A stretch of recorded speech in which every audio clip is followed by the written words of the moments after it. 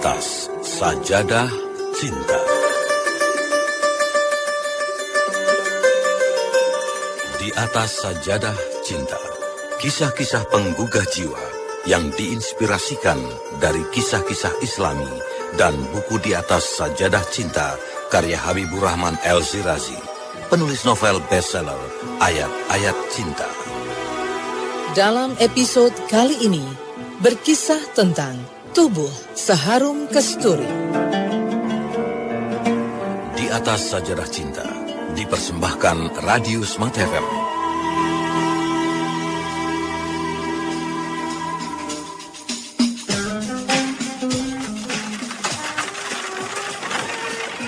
Berabad-abad yang silam, ketika Suriah masih dikenal dengan sebutan Negeri Syam, hiduplah seorang pemuda yang berprofesi sebagai tukang kain keliling.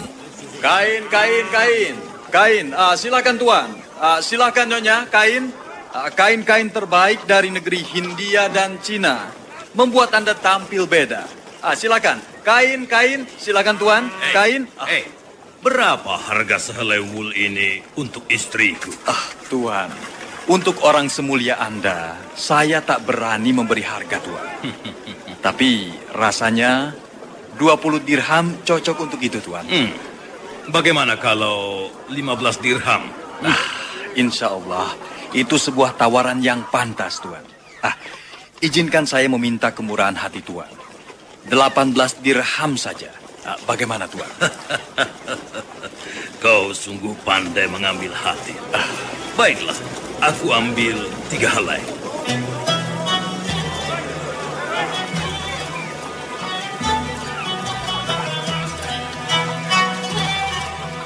Begitulah, sang pemuda kerap berkeliling dari lorong ke lorong, rumah ke rumah untuk menawarkan dagangannya. Selain keramah tamahannya, ia terkenal istimewa karena postur tubuhnya yang tegap dan kukuh, berkulit putih bersih, dan juga wajahnya yang tampan. Silakan, kain. Maka tidak mengherankan bila banyak wanita di kota itu yang diam-diam terpikat pada sang penjual kain, termasuk seorang wanita cantik dari golongan bangsawan kota itu. Telah lama ia menunggu dan memperhatikan sang penjual kain dari balkon rumahnya. Dan lama-kelamaan, sang wanita bangsawan itu pun tak kuasa menahan hasratnya.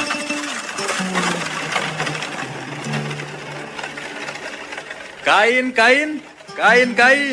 Dapatkan kain terbaik. Kain. Hai anak muda. Tunggu. Assalamualaikum ya nyonya. Apa yang dapat saya bantu? Apa yang kamu bawa anak muda? Nyonya, maaf mengganggu hari-hari Anda yang indah. Saya membawa koleksi terbaru dari Khurasan dan Pashtun. Tenun asli dengan motif-motif gurun Hindia. Nyonya pasti suka. Masuklah. Aku ingin melihat-lihat dulu. Masuk. Baik, Nyonya.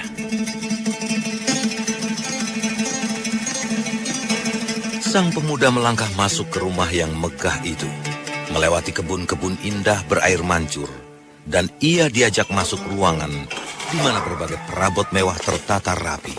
Sofa-sofa tebal tempat bersantai, karpet dari bulu harimau terhampar memenuhi ruangan.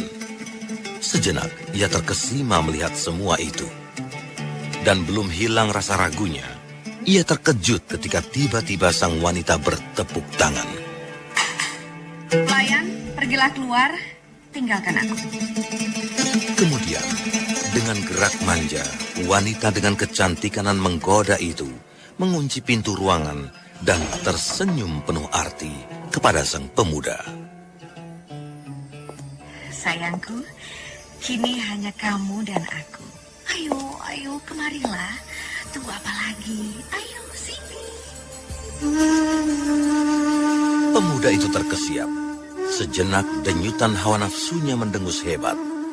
Namun, dengan nurani yang terlatih dalam ibadah pada Allah, ia sadar akan bahaya zina yang akan menghinakannya kelak. Setelah menguasai dirinya, sang penjual kain dengan halus menolak ajakan sang wanita. Akan tetapi, semakin gigih sang pemuda berusaha menolaknya, semakin bergelora pula sang wanita merayu dan membujuknya. Puncaknya, sang wanita merasa terhina, dan dengan mata yang nanar antara marah dan gairah, sang wanita mengancam. Tak satu pun laki-laki di kota ini yang berani menolak ajakanku. Kalau kau terus menolak, aku akan berteriak dan kamu akan digantung hidup-hidup dengan tuduhan mencoba memperkosaku. Jantung sang pemuda terasa berhenti mendadak. Bayangan buruk pun kontan menari-nari di benaknya. Alangkah ngerinya. Namun kemudian, sepenggal ide gila muncul di benaknya. Baiklah. Aku memang tak layak menolak ajakan Nyonya. Tapi, izinkan aku ke kamar mandi terlebih dahulu. Biarkan aku mandi dan membersihkan diri, Nyonya. Nah, begitu dong. Cepatlah kau mandi. Sang wanita tersenyum penuh kemenangan. Ia menunjuk pada kamar mandi yang terletak di sudut utara ruangan itu. Sang penjual kain bergegas masuk. Saat ia berada di dalam itulah, ia justru membuang kotoran, lalu melumuri tubuhnya dengan benda najis itu. Ya, sekujur tubuhnya kini penuh dengan kotoran manusia. Ayolah sayang, cepatlah sayangku. Aku sudah tidak sabar. Ya, Nyonya. Ayo. Aku sudah siap untuk bercinta. Hah? Gila. Kurang ajar. Pergi kamu gila. Pergi.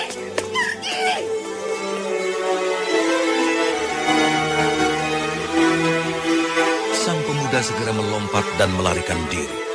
Tatapan penuh keheranan dari orang tak ia hiraukannya. Ia terus berlari dan berlari.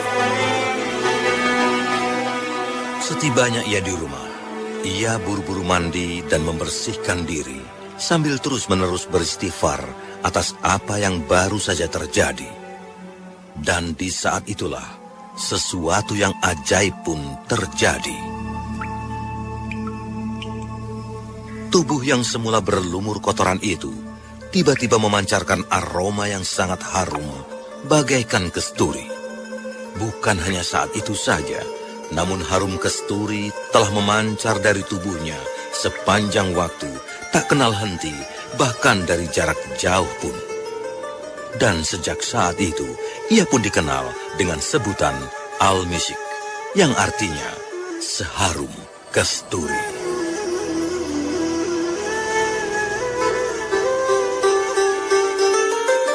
Telah Anda simak kisah-kisah penggugah jiwa dipersembahkan Radio Smart FM.